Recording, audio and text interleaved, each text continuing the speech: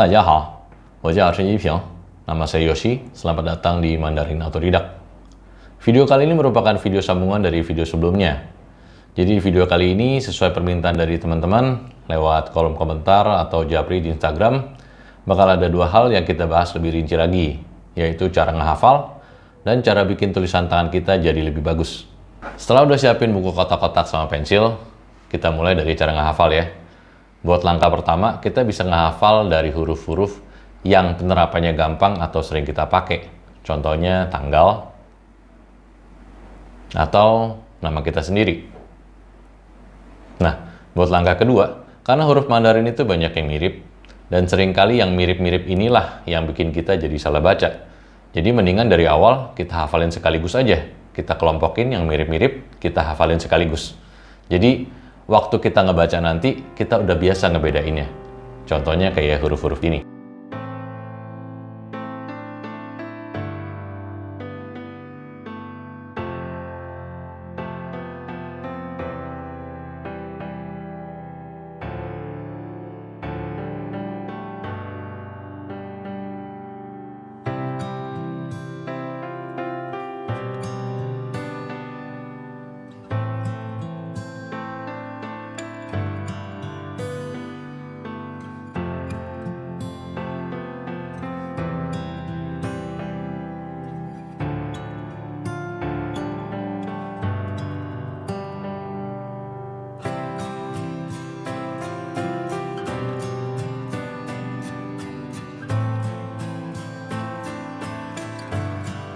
Nah, habis itu buat langkah ketiga, buat variasi ya dari 500 huruf dasar, kita bisa ngehafalin huruf-huruf yang dikembangin dari 500 huruf dasar. Contohnya kayak begini.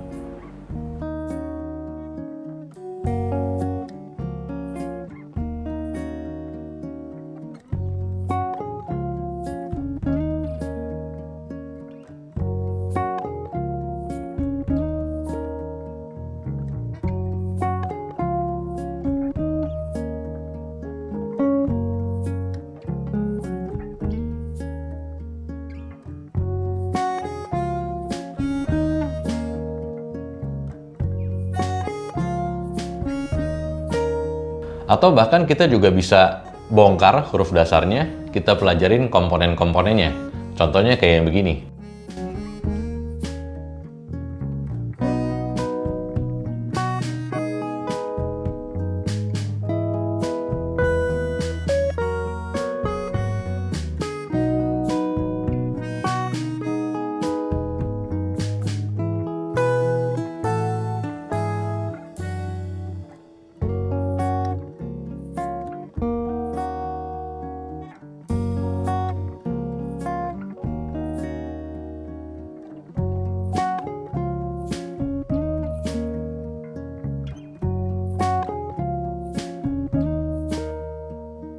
Nah, buat ngehafal huruf yang sering dipakai, tapi jumlah goresannya banyak dan bikin pusing, kita bisa atasin dengan cara ngehafalin nama-nama komponennya. Contohnya kayak huruf ini.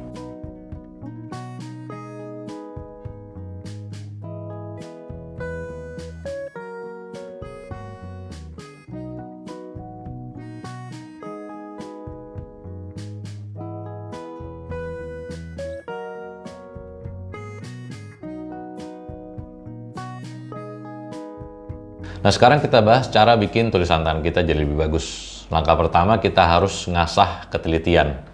Nah, setelah kita nentuin huruf yang mau kita hafalin, kita harus ikutin goresannya satu persatu. Mungkin memang kelihatannya sepele, tapi justru yang sepele itulah yang bikin kita jadi gampang salah. Contohnya kayak huruf-huruf ini.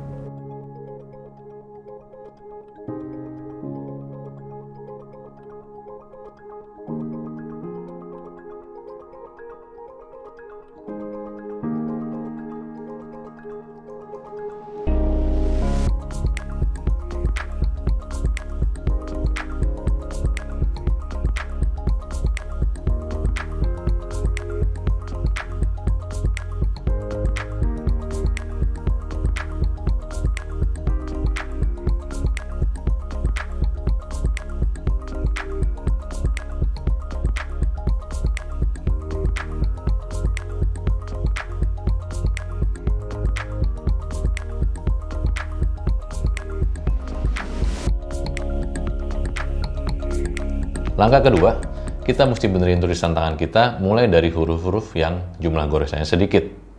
Soalnya, huruf-huruf yang jumlah goresannya banyak itu dibentuk dari huruf-huruf ini. Jadi kalau huruf-huruf yang goresannya sedikit aja kita jelek nulisnya, gimana yang goresannya banyak? Nah, kita bisa mulai belajar dari huruf-huruf yang goresannya sedikit tapi sering kita pakai. Contohnya kayak huruf-huruf ini.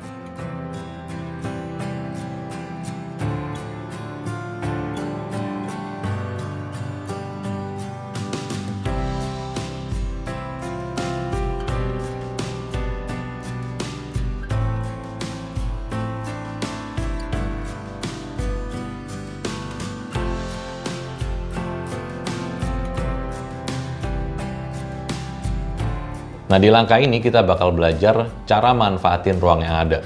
Mulai dari satu kotak, satu huruf. Dan kalau misalnya mau nambah kesulitan, kita bisa coba 4 kotak, satu huruf.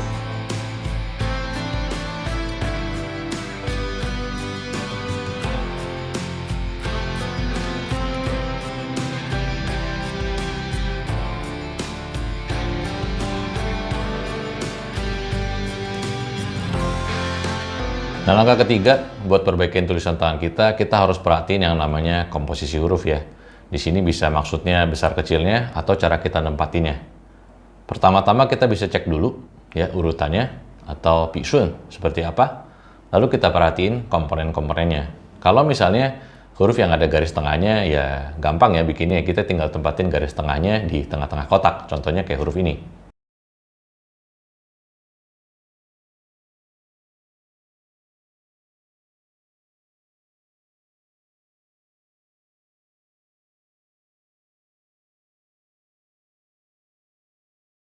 Tapi kalau hurufnya itu huruf gabungan, bisa kanan kiri atau atas bawah. Contohnya huruf lin, di sini kan ada garis tengah ya yang vertikal. Nah, mu yang di sebelah kanan itu ngelewatin garis tengah. Artinya apa? Yang kanan lebih besar dari yang kiri. Jadi waktu kita nulis, kita harus atur penulisan biar yang kanan sedikit lebih besar dari yang kiri. Nah, contoh lainnya ada ti.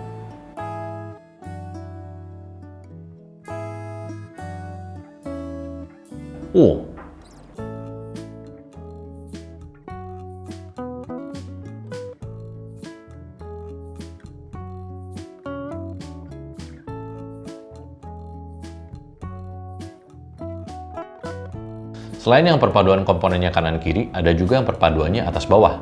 Contohnya kayak huruf ini.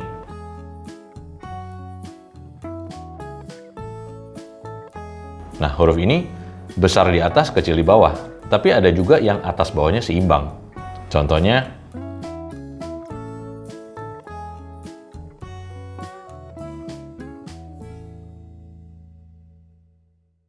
nah langkah yang keempat, ini langkah yang paling penting sekaligus paling susah, yaitu kita harus konsisten latihan nulis. Memang zaman udah maju banget. Kita bisa nulis pakai tangan di atas tablet. Bahkan buat nulis kalimat, apakah kamu sudah makan? Pakai bahasa Mandarin, kita cukup ngetik